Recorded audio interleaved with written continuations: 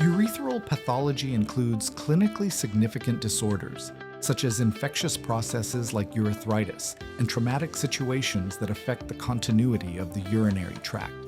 They manifest with dysuria, urethral discharge, hematuria, or urinary retention, impacting quality of life and carrying the risk of serious complications if not diagnosed and treated promptly.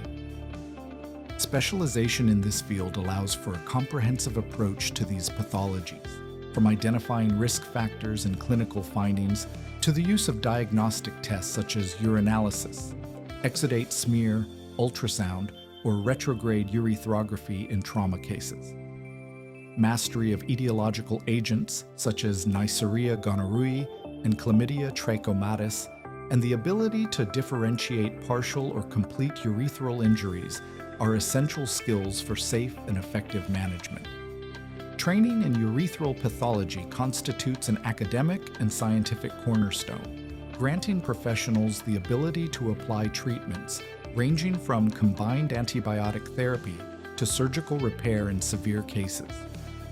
This personalized approach not only improves immediate prognosis, but also preserves urinary and reproductive function, consolidating clinical leadership based on prestige, innovation, and commitment within emergency medicine and modern urology.